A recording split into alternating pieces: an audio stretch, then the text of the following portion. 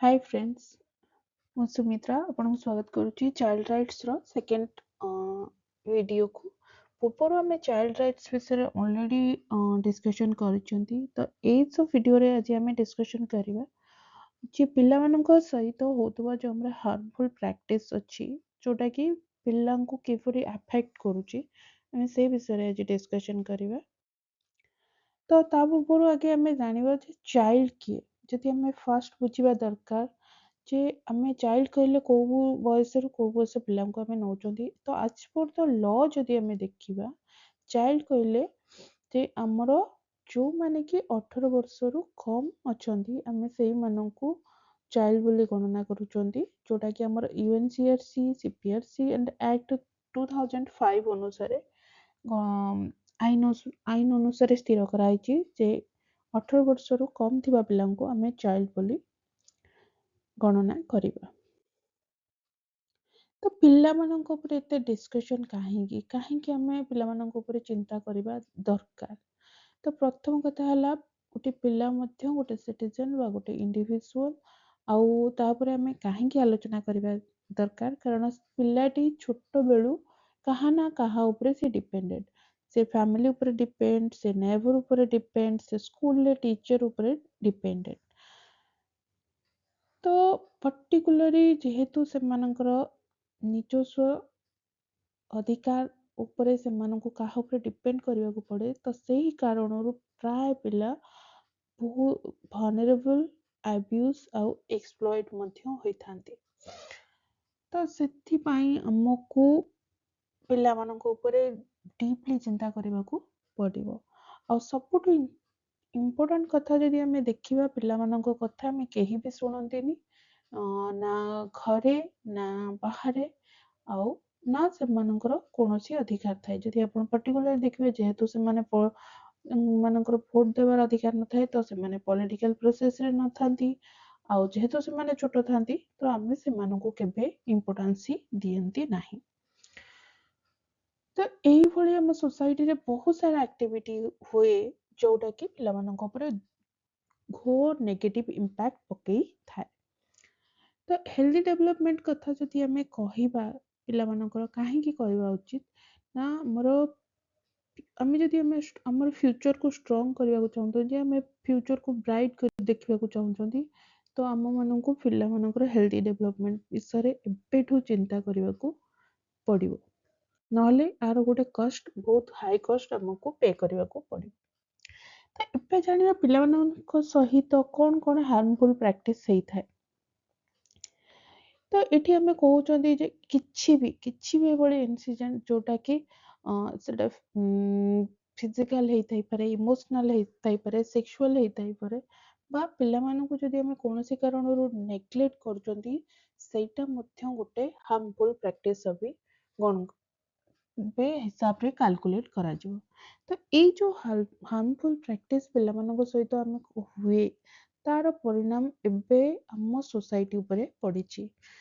କାହିଁକି ଯଦି ଆମେ ଦେଖିବା, ଆମର ଯୋଉ NFS ଡାଟା କଥା କହିବା, ସେନ୍ସର୍ 2001ରେ ଯେବେ ଗଣନା ହେଇଥିଲା, ସେଇ ସମୟରେ ଆମର ସେକ୍ସ ରେସିଓ ଯଦି ଦେଖିବେ, 953 ପୁରୁଷଙ୍କ ତୁଳନାରେ 927 ଝିଅ ଥିଲେ।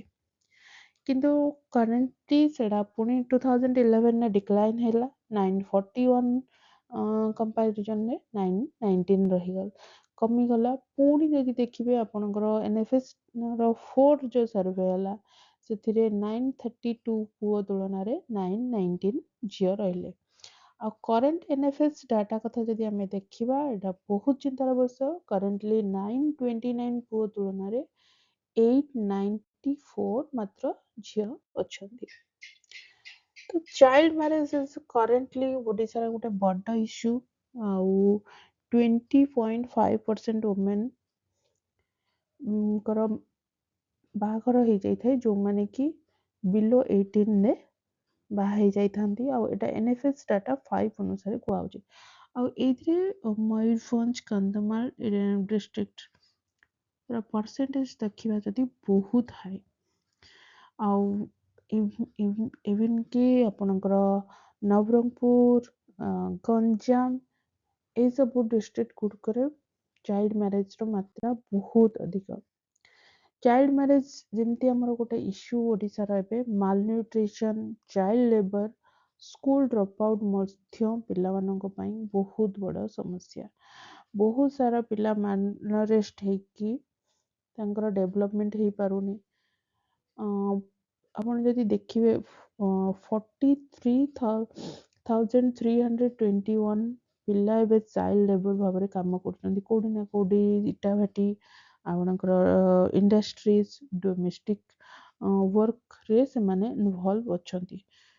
ଆଉ 15.2% ଡ୍ରପ୍ ଆଉଟ୍ ରେଟ୍ ଆମର ଆଜ୍ ପର୍ ୟୁଟାଇଜ୍ ଡାଟା ଅନୁସାରେ ଅଲରେଡି 15.2% ଆମର ସେକେଣ୍ଡ ଲାଇନ୍ ଲେଭେଲରେ ଡ୍ରପ୍ ଆଉଟ୍ ହେଇଯାଉଛି ପିଲାମାନଙ୍କର, କାରଣ ସେମାନେ ବହୁତ ସାରା ଡୋମେଷ୍ଟିକ ୱାର୍କରେ ଇନଭଲ୍ଭ ରହୁଛନ୍ତି। ୱାର୍କ ପ୍ରେସର, କିଛି ଘରୋଇ କାମ ହେଇଥାଇପାରେ, କିଛି ଏମିତି କିଛି ନା କିଛି ଇନସିଡେଣ୍ଟ ଯୋଗୁଁ ପିଲାମାନେ ଷ୍ଟଡିରୁ ଡ୍ରପ୍ ଆଉଟ୍ ହେଇଯାଉଛନ୍ତି।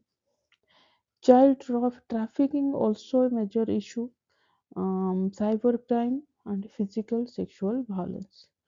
ତ ଏ ସବୁର ପରସେଣ୍ଟେଜ ମଧ୍ୟ ବହୁତ ବଢି ଯାଇଛି। ଆପଣ ଯଦି ଦେଖିବେ ଟ୍ରାଫିକିଂ କଥା, ଏବେ 1200 ପିଲା ଅଲରେଡି ନିଖୋଜ ଅଛନ୍ତି।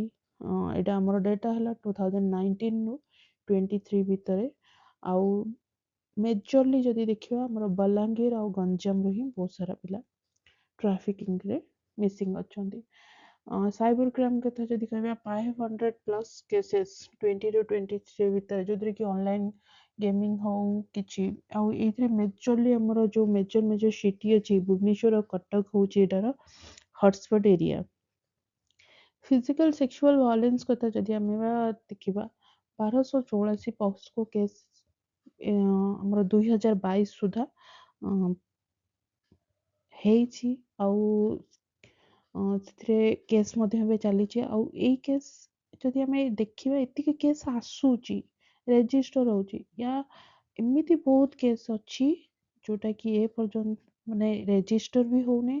ଆଉ ସେଇଭଳି ଇନସିଡେଣ୍ଟ ଘଟୁଛି, ପ୍ୟାରେଣ୍ଟସ୍ ହଉ ପିଲା ହଉ ଭୟଭୀତ ହେଇକି ସେମାନେ ଏ ବିଷୟରେ କୌଣସି ଜାଗାରେ କହୁନାହାନ୍ତି। ତ ଏଇଭଳି ଯଦି ଇସ୍ୟୁ ଗୁଡାକୁ ଆମେ ଦେଖିବା, ହଜାର ହଜାର ଏଇଭଳି କେସେସ୍ ଚାଲିଛି ଏବେ। ଆଉ ଏହାର ପରସେଣ୍ଟେଜ ଆଉ ଆମ ଓଡ଼ିଶାକୁ ତାର ଆଫେକ୍ଟ ବି କରୁଛି। ଆଉ ଏ ଯୋଉ ଡିଷ୍ଟ୍ରିକ୍ଟ ମାନଙ୍କ କଥା ଯଦି ଆମେ ଦେଖିବା, ଗଞ୍ଜାମ, ସୁନ୍ଦରଗଡ଼, ଖୋର୍ଦ୍ଧା, ବାଲେଶ୍ୱର, କଟକରେ ବହୁତ ସାରା ପିଲା କ୍ରାଇମରେ ଇନଭଲ୍ଭ ଅଛନ୍ତି। ତ ଯୋଉଟା କି ଆହୁରି ଗୋଟେ ବଡ ସମସ୍ୟା। ତ ଗର୍ଲସ ଚାଇଲ୍ଡ କଥା ଯଦି ଦେଖିବା, ଗୋଟେ ଗର୍ଲସ ଚାଇଲ୍ଡ ତାର ଲାଇଫର ଡିଫରେଣ୍ଟ ଷ୍ଟେଜରେ ସେ ଭଲରେବଲ, ଆଉ ତା ସହିତ ବହୁତ ସାରା ଇନସିଡେଣ୍ଟ ହୋଇଥାଏ। 0 ରୁ 6 ଇୟର ଭିତରେ ଯଦି ଦେଖିବା, ଆମେ ଅଲରେଡି ଜାଣିଛନ୍ତି ଯେ ଆମେ ଏମିତି ଏକ ସୋସାଇଟିରେ ବାସ କରୁଛନ୍ତି ଯୋଉଥିରେ ଏବେ ବି ମାନାଯାଏ ଯେ ପୁଅ ଆମ ଘରର ବଂଶ ବୃଦ୍ଧି କରିଥାଏ ଆଉ ପୁଅ ଆମ ବଂଶ ପାଇଁ ବହୁତ ଦରକାର। ତ ଏବେ ମଧ୍ୟ ଭ୍ରୂଣ ଅବସ୍ଥାରୁ କନ୍ୟାଙ୍କୁ ହତ୍ୟା କରାହଉଛି। ଯଦି ବି ସେ ବଞ୍ଚି ବି ଯାଇଛି ସେ ଝିଅ, ତା ସହିତ ନା ପ୍ରପର ନ୍ୟୁଟ୍ରିସନ ଦିଆଯାଏ, ନା ପ୍ରପର କେୟାର ଦିଆଯାଏ, ସେମାନଙ୍କୁ ଡିସ୍କ୍ରିମିନେଟ୍ କରାଯାଏ। ଆଉ ବହୁତ ଜାଗାରେ ସେମାନଙ୍କର ବାର୍ଥ ରେଜିଷ୍ଟ୍ରେସନ ବି ହୁଏନି। ଇଭିନ୍ କି ଯେତିକି ଆମର ଇମ୍ୟୁନାଇଜେସନର ଯେତିକି ଟୀକା ଦିଆଯିବା କଥା, ସେ ସବୁରୁ ମଧ୍ୟ ପିଲାଟି ବଞ୍ଚିତ ରୁହେ। 6 ରୁ 14 ଇୟର୍ସ ପରେ ଯଦି ଦେଖିବା, ସେମ୍ ଜିନିଷ ପିଲା ପୁଅମାନଙ୍କ ତୁଳନାରେ ମୋ ଫ୍ୟାମିଲି ମାନଙ୍କରେ ଝିଅମାନଙ୍କୁ ସେତିକି କେୟାର ଦିଆଯାଏ ନାହିଁ, ନ୍ୟୁଟ୍ରିସନ ମିଳେନି, ହେଲ୍ଥ ମଧ୍ୟ ସେତିକି ସେମାନେ ଆକ୍ସେସ୍ କରିପାରନ୍ତି ନାହିଁ ହେଲ୍ଥ ସର୍ଭିସ।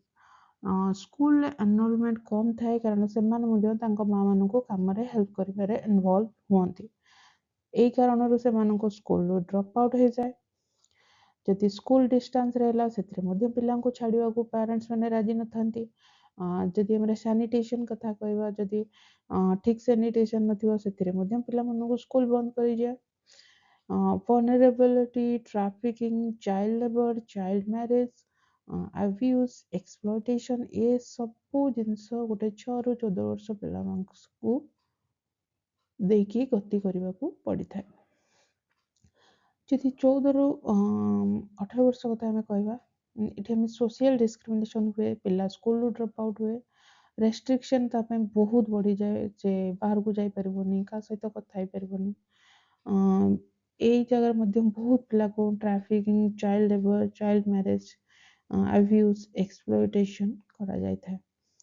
18 प्लस हो गले तो पिला को जेहेतु चाइल्ड मैरेज होते पिला बाद जन्म करने को से बाध्य, फ्रिक्वेंटली प्रेगनेंसी हुए, बहुत सारा अबॉर्शन करा जाए जो ता हेल्थ बहुत अफेक्ट हुए, बहुत जगह डोमेस्टिक वायलेंस हुए, डाउरी, हरासमेंट, ना से मानको यथेष्ट ज्ञान था लीगल राइट्स उपरे, आउ ना से माने से मानकर वॉइस रेज करि परंती।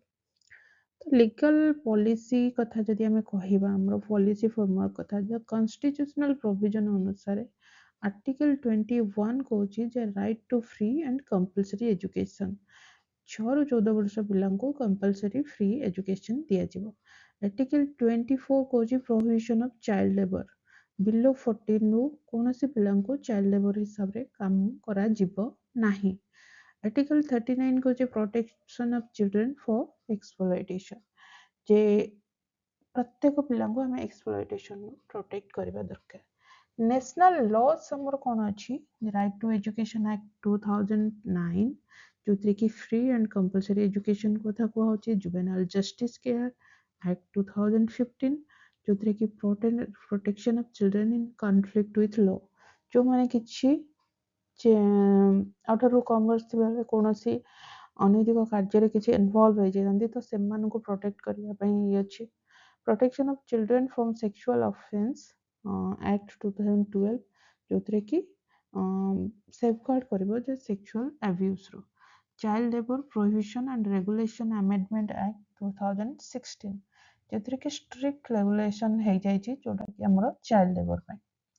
स्टेट स्पेसिफिक इनिशिएटिव ओडिशा रे हमर किछि अछि जोटा कि Odisha state policy of children 2022 focus on health education and protection ऊपर फोकस कराइछि।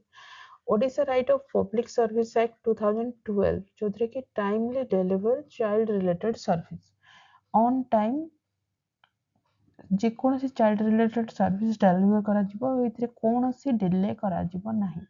संपूर्ण योजना holistic development children in tribal areas याको छाड़ी कि हमर चाइल्ड फ्रेंडली पंचायत कथा कहै ओ आदिविका हमर जोटा कि स्पेशल एडोलसेंट पिल्ला मानक पई हेछि। What need to be done हमें कोन कर परिबा मोस्टली सोसाइटल इश्यू जदि देखबा initiate programme focus on girl child को फोकस करके से रिलेटेड हम प्रोग्राम करबा, बीसीसी करबा, कैंपेन करबा जोथरे कि हमर चाइल्ड राइट कथा ऊपर लोक मान को सचेतन करबा, जेंडर इक्वालिटी कथा कहबा आउ वुमेन एम्पावरमेंट आउ पार्टिसिपेशन ऊपर फोकस करबा दरकार। हेल्थ केयर जते हमर न्यूट्रिशन स्कीम अछि ताको प्रमोट करबा दरकार आउ सब पिल्ला एथरे बेनिफिट पाई परिबे सेटा हमें एंश्योर करबा दरकार। साइबर क्राइम ऊपर अवेयरनेस करबा दरकार। हमर सीडब्ल्यूसी कमिटी को आउरी स्ट्रेंथन करबा दरकार आउ पॉक्सो और चाइल्ड लेबर एक्ट को आउरी तापरे अवेयरनेस क्रिएट करके से जिंस को हमें आउरी स्ट्रेंथन करले पिला माने को होतबा ए सब एक्सप्लॉयटेशन को हमें अटकी पारिबा। गोटे स्ट्रॉन्ग मॉनिटरिंग मेकानिज्म होबा दरकार जोटा कि लोकल लेवल ले पीआर मेंबर्स आउ कम्युनिटी इन्वॉल्वमेंट कारण कहीं स्टेट रू केबे आसिकी कोनोसी पिलांको इमीडिएट प्रोटेक्ट करि परिबेनी। तो प्रोटेक्शन कथा जदि हम कहउचंती आगे तार सराउंडिंग रे जी अछि से ही देखुची आ से चाहिले प्रोटेक्ट करबेरो तो एथि पई हम लोकल कम्युनिटी हमर पीआरआई मेंबर्स को हमें इन्वॉल्व कराइबा दरकार बा से माने एथिरे फोकस करबा दरकार। तो एते सारा जिनस आम कहीं कहते तो आमको स्टाटस जदि देखिए आप देखिए ओडिशा रे पाखापाखि 18 मिलियन पिला जो माने कि हमर बिलो 18 ने अछंती आ सेटा हमर टोटल पॉपुलेशन 34%। तो एवरी तीनटा प्रति तीनोटी पिला रे गोटे पिला स्टंटेड आउ प्रति 5टारे गोटे हेले वेस्टेड। और जदि हमें एनीमिया कथा कहबा 0 ରୁ 59 मंथ भीतर प्राय तीनोटी पिला प्राय एनेमिक।